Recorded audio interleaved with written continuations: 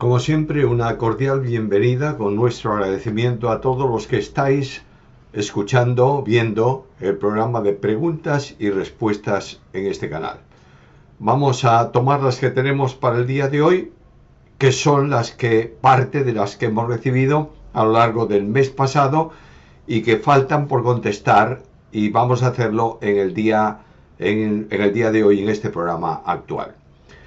La primera viene de Guillermo Hidalgo. Dice: quisiera que aclarara el concepto de conversión en el Antiguo y en el Nuevo Testamento, ya que en una clase de estudio bíblico por Zoom surgieron apreciaciones muy distintas del mismo, sobre todo en la vida del creyente. Conversión es una palabra que en forma genérica significa volverse, y en sentido bíblico significa dejar el camino que tú llevas y volverse a Dios orientando su vida a Él. Para la conversión se requiere siempre, a lo largo de toda la historia, la acción de Dios tocando el corazón del hombre y reorientando su pensamiento. En el Antiguo Testamento, como en el Nuevo Testamento, como siempre, el hombre es un ser rebelde a Dios, que cree que su camino es el correcto, aunque sea camino de muerte, y que por voluntad propia no tiene ningún interés en dejar su forma de vida para aceptar o volverse a la forma de Dios. Por eso Dios llama a su pueblo a lo largo de la Biblia a que se conviertan, pero el profeta añade algo singularmente importante: la acción de Dios para hacer posible la conversión. De manera que Jeremías 31:18 dice: conviérteme y seré convertido. Nota que en el Antiguo y en el Nuevo Testamento el hombre no se convierte a Dios sin la acción personal de Dios. En el Nuevo Testamento sabemos que la acción de convicción para la conversión procede del Espíritu Santo. Pero en el Nuevo Testamento ocurre exactamente igual que en el Antiguo. Necesitamos la ayuda de Dios para esa conversión. Por eso Pedro, en la carta primera, capítulo 1, versículo 2, dice: elegidos según la presciencia de Dios Padre en santificación del Espíritu, es decir, separados por el Espíritu para obedecer y ser rociados con la sangre de Cristo. Conversión siempre es una acción del hombre en respuesta a una acción de Dios. Ángela Silva: ¿el bautismo de agua es por sumersión o también se puede echar un poco de agua por la cabeza? El término bautismo significa inmersión, meterte dentro de, sumergirte en, pero no siempre en agua, ya que cuando se habla de bautismo del Espíritu, primera carta a los Corintios, habla de que el Espíritu nos bautiza en Cristo, es decir, nos sumerge, nos introduce hacia el cuerpo de Cristo. En otras partes se utiliza ese término para hablar, por ejemplo, de algo que se rocía o de un lienzo, una tela que se tiñe en un tinte cualquiera. La palabra demanda generalmente el sentido de sumergir en agua al que ha creído, no a un bebé. Y esta cuestión de rociar o echar agua sobre la cabeza de la persona nace posiblemente de la enseñanza de la Didache, en donde en el contexto para el que se escribe de persecución había cristianos que no podían ser bautizados porque estaban condenados a muerte o estaban encarcelados o lo que sea, y alguien venía y le aplicaba el bautismo echando 3 veces agua sobre su cabeza. Pero esto es excepcional. La norma general es que debe ser sumergido en agua por todo el simbolismo que el bautismo encierra. De nuevo, Ángela Silva: si la Iglesia es consciente de que los hijos de los ancianos no están viendo una vida moral, supongo que será viviendo una vida moral, es decir, se ganan la vida en contra de las autoridades, ¿pueden subir al púlpito a administrar la palabra de Dios? Supongo, la pregunta es un tanto enrevesada, Ángela, y no está tal vez muy bien explicada. Supongo que lo que quieres decir es que hay unos ancianos que tienen unos hijos que están viviendo una vida deshonesta y ellos siguen predicando y ministrando la palabra de Dios. Una cosa es poder hacer las cosas y otra cosa es deber hacerlas. En el caso de un líder con una familia rebelde acusada de mal testimonio, siempre que éstos vivan en casa de ese líder de la iglesia y estén bajo su autoridad, debiera abstenerse del ministerio porque tiene una familia contraria en cuanto a respaldo de testimonio. Angélica, si hay hermanos no vacunados, es lícito negarles congregarse por no tener pase de movilidad. Una vez más, el problema descomunal de la situación de la vacuna COVID. Vamos a ver.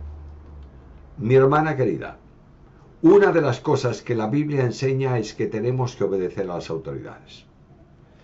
Y durante el tiempo de pandemia, las autoridades prohibieron, en algunos lugares por lo menos, congregarse.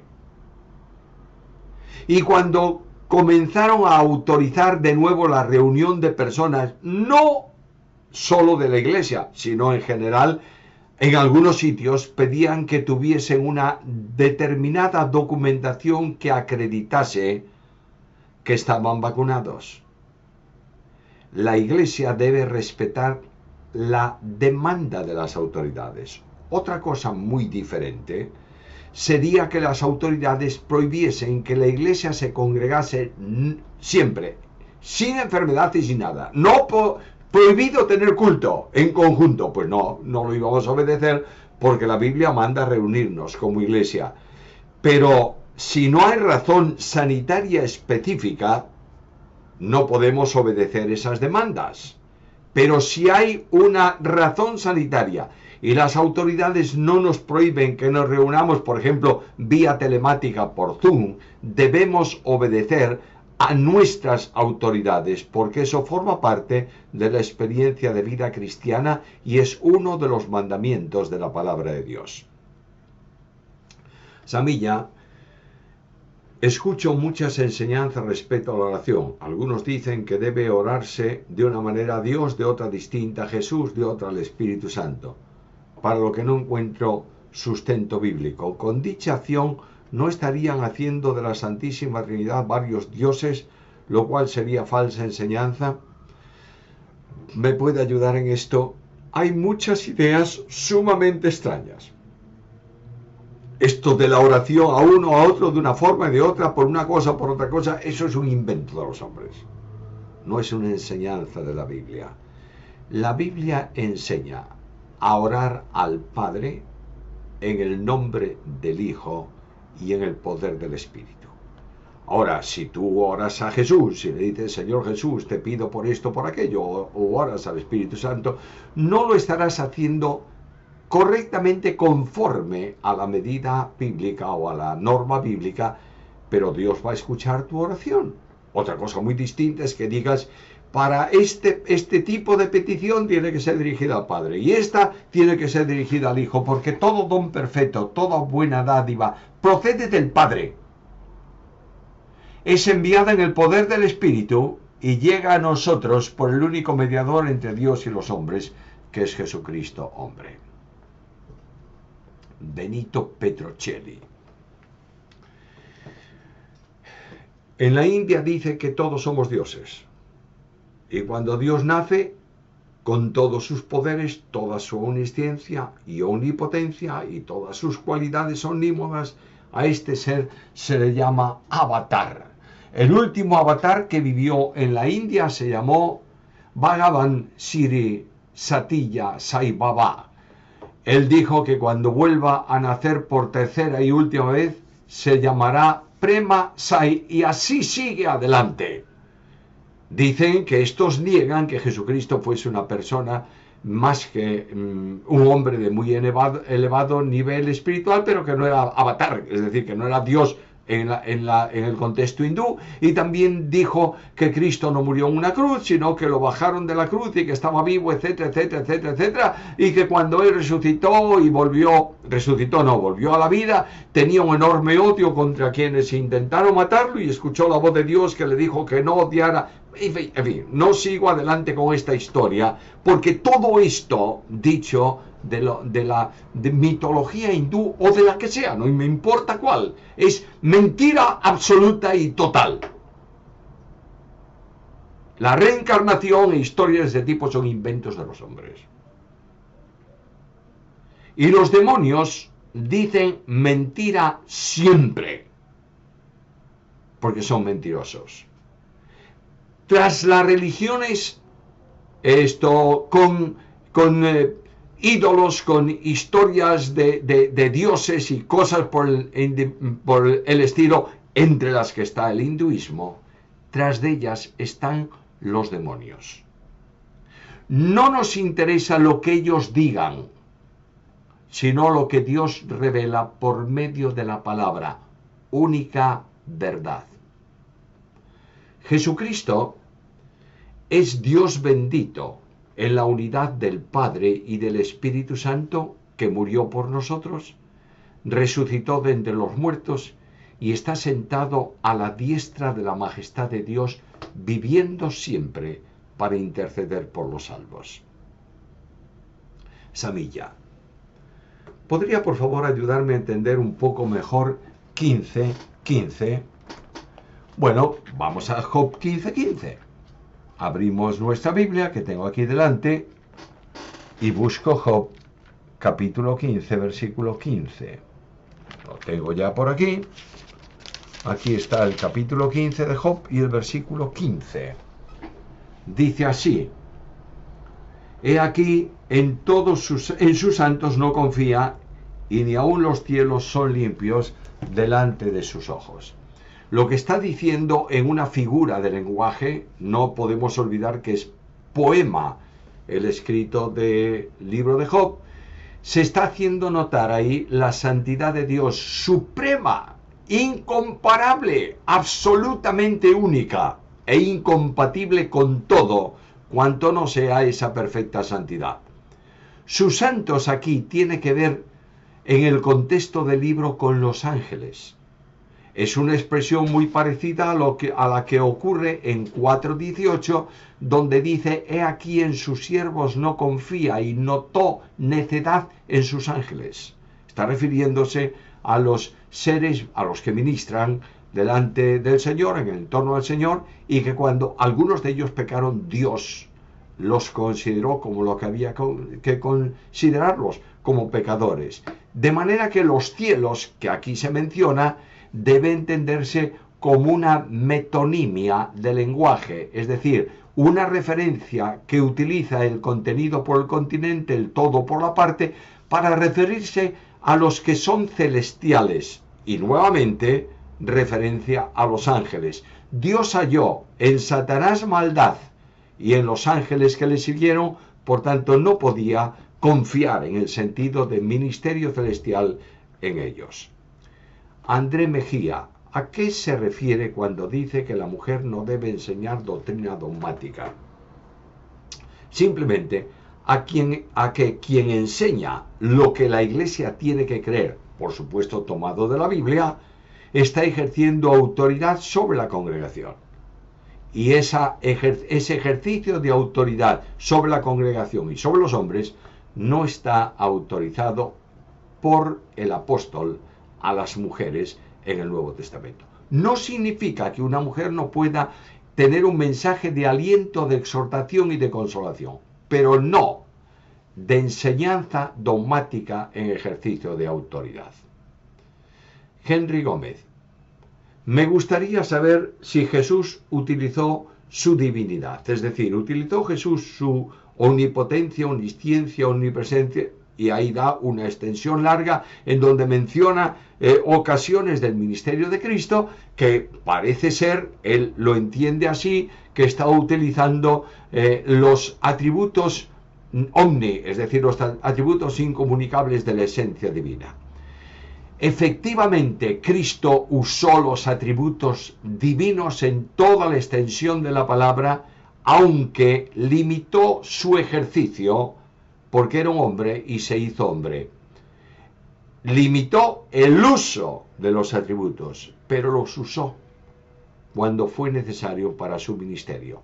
No podía estar desposeído de ellos, porque Jesús no es un Dios rebajado, es el eterno e infinito Dios encarnado y manifestado como hombre en medio de los hombres.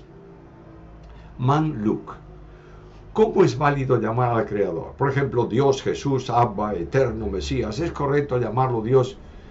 Mira, no nos sujetemos a preceptos, porque esta historia de los nombres que hay que llamar a Dios de esta forma o de la otra, porque eran los nombres del Antiguo Testamento y no los del Nuevo, y cosas, nos están volviendo locos y no está haciendo más que crear confusión en la mente de las personas. Dios es Dios. Llámale Padre, porque es Padre. Llámale Señor, porque en la Biblia aparece como Señor. Llámale Redentor, llámale Omnipotente, llámale Todopoderoso. Hay muchos nombres de Dios, pero sobre todo, llámale Dios. Y este es un nombre que se utiliza cuando nos referimos al infinito, eterno y glorioso Dios. Sari Mercedes Zaragoza Fernández, en Juan 10:10, ¿a qué ladrón se refiere? ¿A los fariseos y falsos pastores o al diablo? Ahí el texto bíblico dice el Señor que el ladrón viene para hurtar y para destruir. Primariamente en el entorno está dirigido a Satanás y por extensión a todos los que hacen lo mismo que su padre espiritual.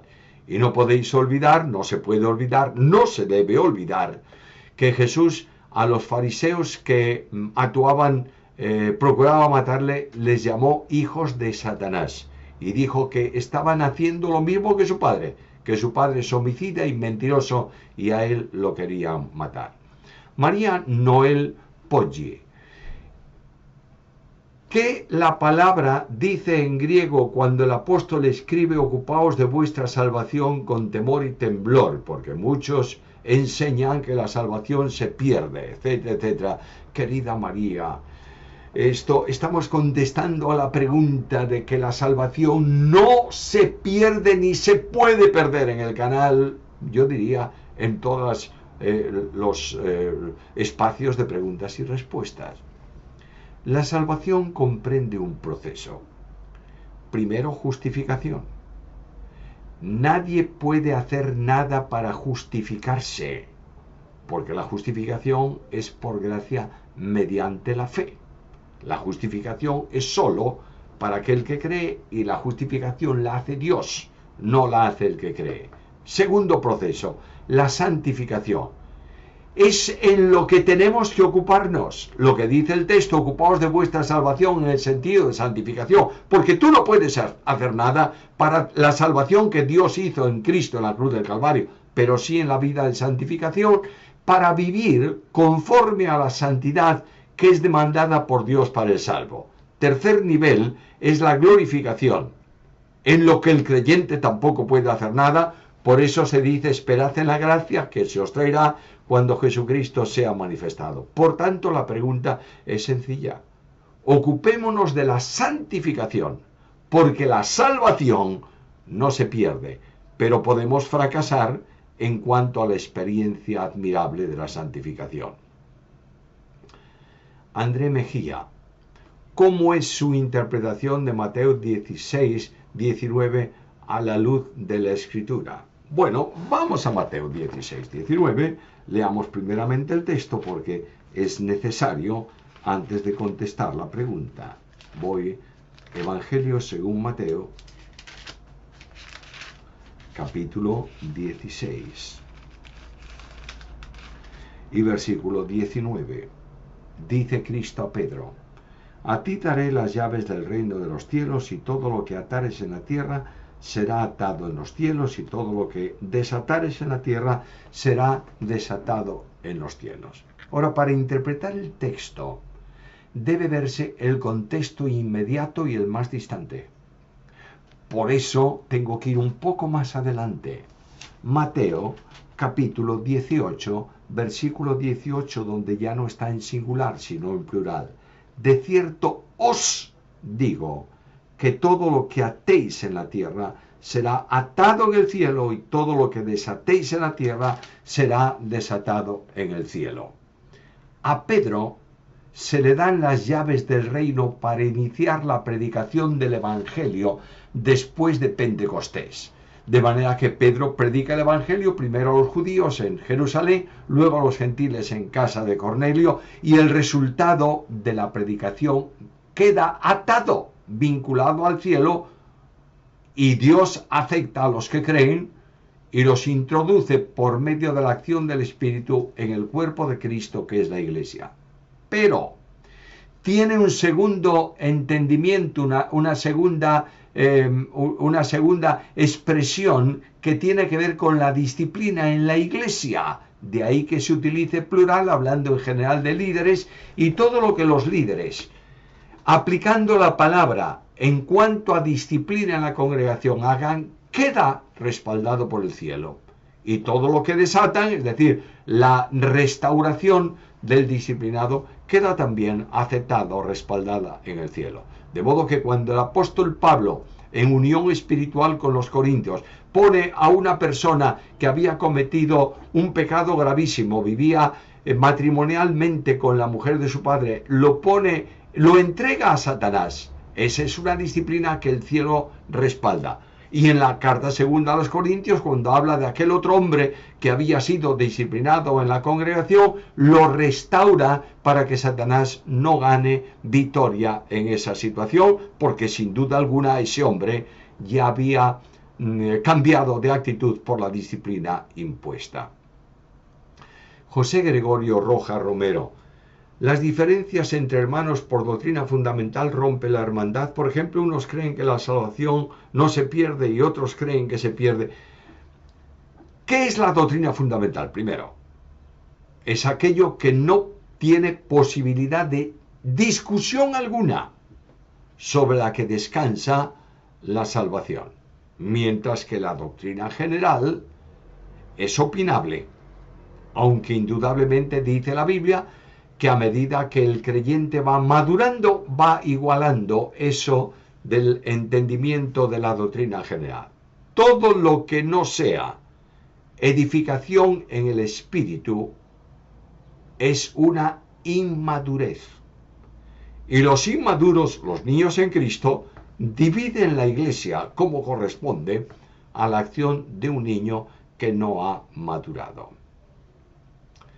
Entre tejido y costura, porque dice en varias porciones de las Escrituras que el Señor castigará las costas, y en Apocalipsis añade que el mar no existirá más. ¿Cuál es la razón? Bueno, proféticamente hablando, cuando se habla de los juicios de Dios, algunos están dirigidos a naciones que están en el borde del mar, que tienen costas, y están dirigidos a las costas, a lugares lejanos a los que se refiere como costas, y que para el entorno de la mentalidad del tiempo en que está escrita la porción bíblica, las costas son países lejanos al otro lado del mar. Muy bien, eso tiene que ver con las costas físicas del mar de hoy.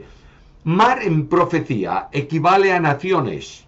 Por eso en Apocalipsis se dice que hay una bestia que sube del mar, es decir, sale de las naciones.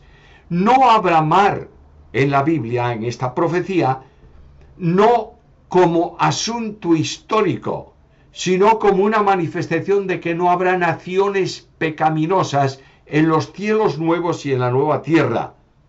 Y no se trata tanto físicamente de que no haya mar. Yo personalmente creo que el mar, que ha sido tan bueno en la creación actual, puede estar presente en la creación eterna. Lo que no va a haber, dice, el mar ya no es más, significa que no hay más naciones pecaminosas que puedan levantarse contra Dios. Entre tejido y costura, nuevamente, ¿a qué se refiere la plenitud de los gentiles? Es el tiempo en que los gentiles estarán controlando la historia, mientras que Israel estará en un tiempo de reprobación espiritual, hasta que la iglesia sea trasladada y el tiempo de los gentiles alcance su mayor expresión en la tribulación, y ahí termina la plenitud de los gentiles, para entrar en el reino milenial de Jesucristo. Esteban Nicolás Contreras: ¿es correcto lo que algunos comenzaron a enseñar diciendo que Cristo no es actualmente rey, sino que será rey en el tiempo milenial? Cristo es eternamente rey porque Dios así lo ha determinado. El reino de Cristo está presente hoy en la iglesia. El reino de Cristo se manifestará en el milenio, donde Él va a gobernar. Realmente establecerá el reino. Y el reino se proyectará a cielos nuevos y tierra nueva en la nueva creación de Dios. Por tanto, es correcto afirmar que Cristo es rey, porque así lo revela Apocalipsis y así lo dice el Salmo: yo he puesto mi rey sobre Sión, mi santo monte. William Oswaldo Pérez Pérez: y si aquellos días, Mateo 24-22, no fueran acortados, nadie se salvaría. Pero a causa de los escogidos, aquellos días serán acortados. ¿En qué sentido serán acortados? Se está refiriendo Mateo 24, ¿a qué se refiere? ¿Cuál es el entorno del capítulo 24 de Mateo? ¿Es el tiempo actual o es la escatología, el tiempo futuro? El tiempo futuro. El tiempo de la última semana de Daniel. Y en ese tiempo dice: si el tiempo no fuese corto, es decir, durase en lugar de 7 años mucho más, ninguno sería salvo, ninguno quedaría vivo. Pero porque Dios ha establecido un tiempo corto, no va a afectar, y va a haber muchos que van a estar vivos, testificando de Cristo y viviendo para su gloria, salvos en ese tiempo cuando el Señor venga a reinar. William Oswaldo Pérez Pérez nuevamente pregunta: escuché a un predicador decir que cuando estemos en el cielo comeremos, apoyándose en pasajes de Isaías 25:6, Apocalipsis 19:9, Lucas, etcétera, etcétera, etcétera. Da una serie de pasajes. Me gustaría conocer su opinión, porque no tengo muy claro el porqué de la necesidad de comer con cuerpos glorificados. Hermano mío querido, no sabemos qué va a ocurrir en el cielo en cuanto a comida. La Biblia no lo dice.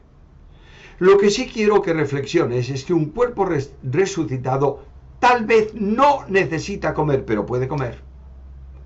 De manera que cuando Jesús resucitó, Juan 21:4-14, llamó a los discípulos a desayunar con él.